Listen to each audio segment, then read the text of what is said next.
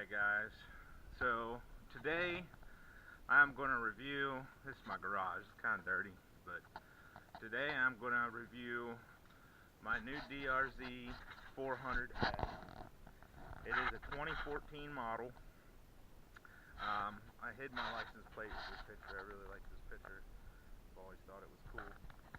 But anyways, I'm going to go ahead and review this bike. It's a really cool bike. I did a lot of stuff to it.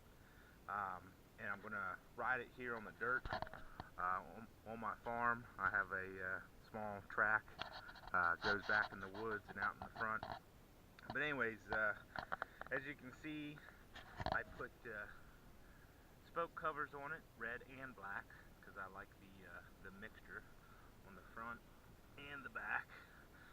Okay, I got the ricochet skid plate, and on the back here, I do want to show this because this is a really cool thing to have, is this traction tubeless.com control. This here is a very unique system. You do not need a inner tube, so you can actually run the outer area of the tire on zero pressure. So that would give you more traction in the mud, of course. I won't be running it on zero, but I will be running it pretty low, you know, probably 5 to 8 pounds of pressure just to have good traction on the dirt. If I'm just road riding, of course I'm just going to go with a higher setting, probably 20 pounds in this rear part. But the interesting thing about this is you can see right here the inner liner of this tube. There's a little tube in there, and I have one for the front because I like the system so much I went ahead and bought one for the front as well.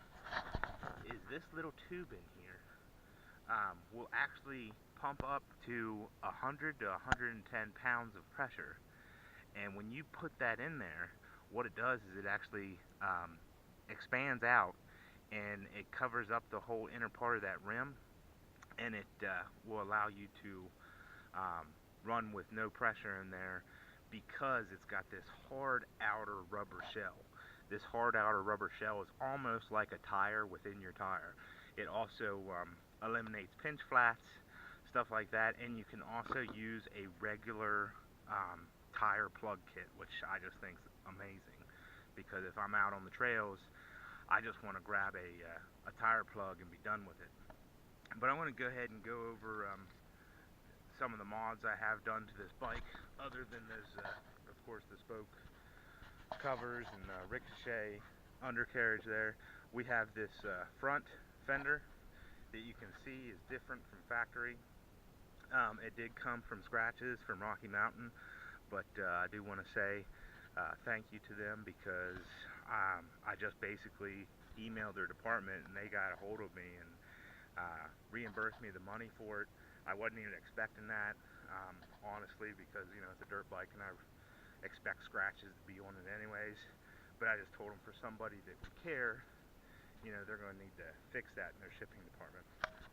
But anyways, I'm running the D606s in the rear and in the front. Now, I do have Trackmasters for this that I'm going to do a video with the D606 versus the Trackmasters. I know the D606 is going to beat them out. Everything I've also read and seen, they do last a lot longer, so depending on how much more they last, which I'll find out soon enough, it may be even more cost effective to buy the D606s versus those Trackmasters. If you get double the mileage out of them, they're double the price, so that's pretty much where that comes in. Now, for the chain guard, I get things from different people saying that it's dumb to take off your chain guard, but I'm sorry, I'm a dirt bike guy. I've always been a dirt bike guy, and I like the dirt bike look. So I went ahead and just took off that stupid rear plastic chain guard. I don't have rear pegs, of course, so I won't have any passengers on this, and really any of this kind of area here, it's pretty much going to stop that chain if it slaps up. Plus, I've never even had one break on me, because I actually do the maintenance on my bike and I make sure that everything is in good running order. So other than that, we have a a Neutron seat gripper cover. We got the 3-gallon Clark tank on here. We do got the fat bars with the Tusk fat bar mounts.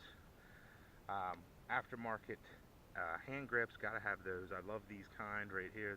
They're like pillow top. They feel really good in the hands, really good grip. They're nice and soft. Down here, you can see that I took the stock sprocket guard and I went ahead and milled out slots for it so you can actually clean the dirt out. Those slots should be milled out for you anyways. These are already there. There's just plastic in it, and then I just added this extra slot just to make it easier for, you know, off-road cleaning when I get mud up in there. I do have a 14 tooth front and the stock 44 tooth rear sprocket, and I'm finding that this thing has as much, or if not a little more, torque in the woods for me than my YZF 450F here. I do love this bike, don't get me wrong, great bike. It definitely has some better features, obviously, than that bike for dirt riding, but being that this is a dual sport, you know, I take this bike every day of the week. It comes with electric start. You don't have to worry about kicking it. You know, anybody that's ever went down in the woods and they got to lift their bike up and then kick it, if you don't wait a little bit because it floods, you know, you're going to be kicking all day long. But anyways, continuing on with the upgrades I got on this thing, I had the luggage rear rack on here. I think I'm probably just going to sell it. I don't like it. I think it looks like crap. I personally don't run with luggage. I have a Moto van here set up where I can take it in around the country. I got a bed made in there. I'm going to do a separate review for this. Great setup that I got going on for this van, but that's another time. But another thing I had to do, obviously, since I have the FMF Power Core 4 on there and the header for the from the FMF, the Power Bomb, you have to do the jet kit. I did the JD jet kit. I've seen the best reviews on the JD jet kit, and that's what I decided to go with. Block off plate here for the other passenger peg. We have Moose aftermarket wide foot pegs for, you know, your boots, because I like to wear dirt bike boots when I'm out riding.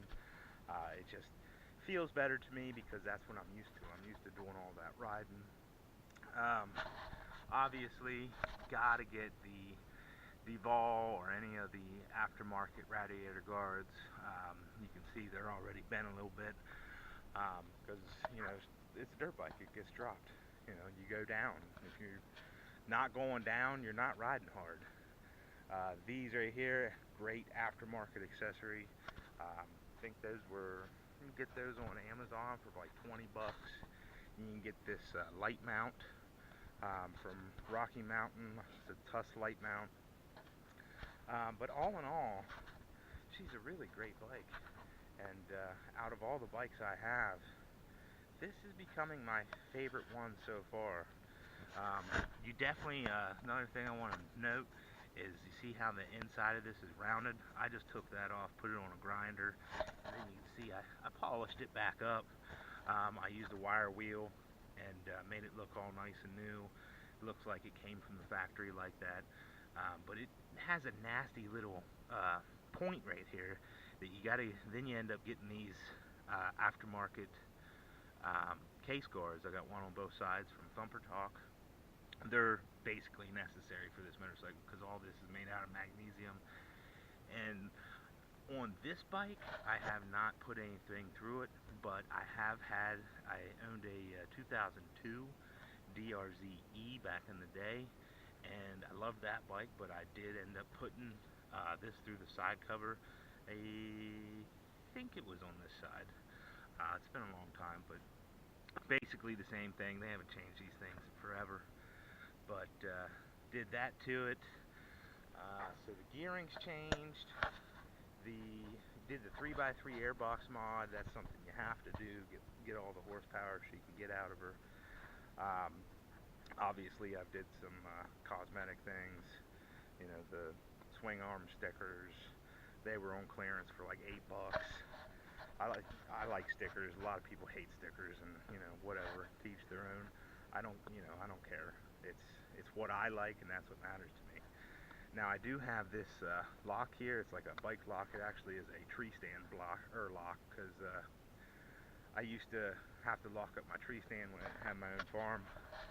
So now I'm using it for this motorcycle. You know, if I'm out anywhere, I can lock it to something, or if it's up on my van, I can lock it to the van, so I don't have to worry about anybody trying to steal it while I'm sleeping, because I'll be sleeping in that van when I'm on the road. Other than that, just want to say that you definitely, if you're going to get one of these bikes, you got to get these pegs, okay? Any of the wide pegs, got to have them. You're probably going to want this bigger tank if you're going to be on the road at all. Otherwise, the stock tank would be okay, but it's metal, and I hate metal tanks. Now, if you get the E version, of course, it's going to be plastic, so you don't got to worry about it. But I think they stopped making the E, I want to say in 2007. You can go online and find that out real quick with a search. But definitely do the airbox mod underneath, the 3x3. Basically, you're just cutting a hole right in there, so it can get a whole bunch more air into the carburetor for you. I did this DRZ taillight kit. That's the one I went with. It was the cheaper version. I think it was like $60 or something. It wasn't that expensive, and wasn't a real big deal.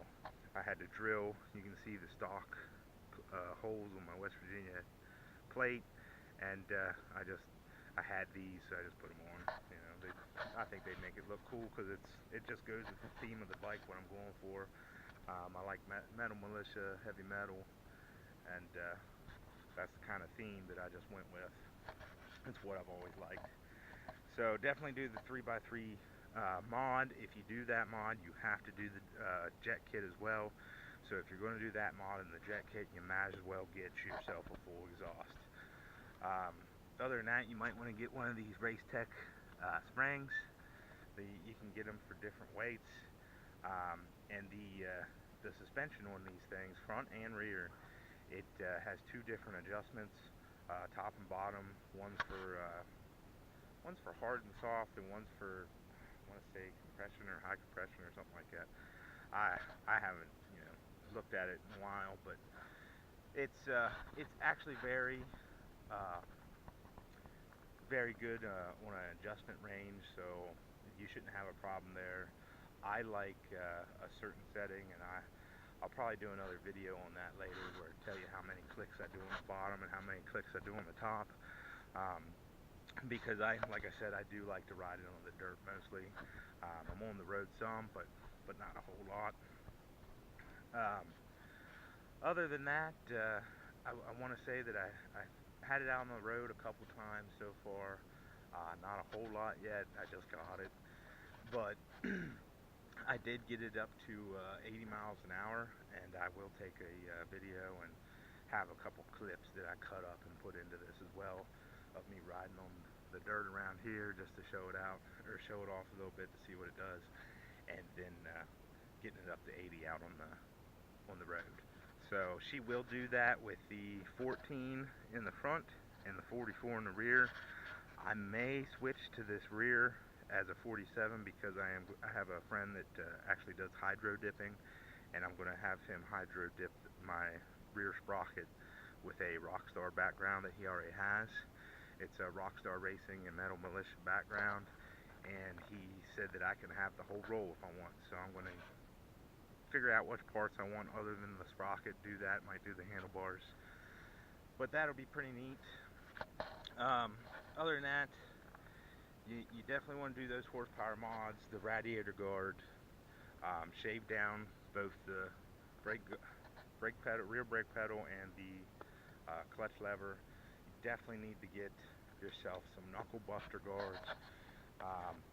Gotta get these. I mean, it's like only a $20, upgrade, but these LED lights that you can have hooked right into your headlight is a must, because this stock headlight just sucks. And I like to pretty it up with the cosmetic stuff like the fender and the spoke covers, but whatever you think is best for you is what you're going to want to do.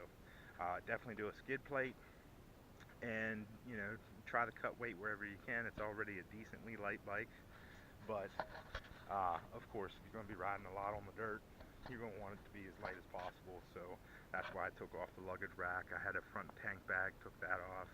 I don't need any of that stuff. I wear a nice camelback backpack that I have water and supplies and tools in, and I also remove the toolkit from back here and put it up here on the front, because I like it up on the front better. I just think it looks better than having it on the rear.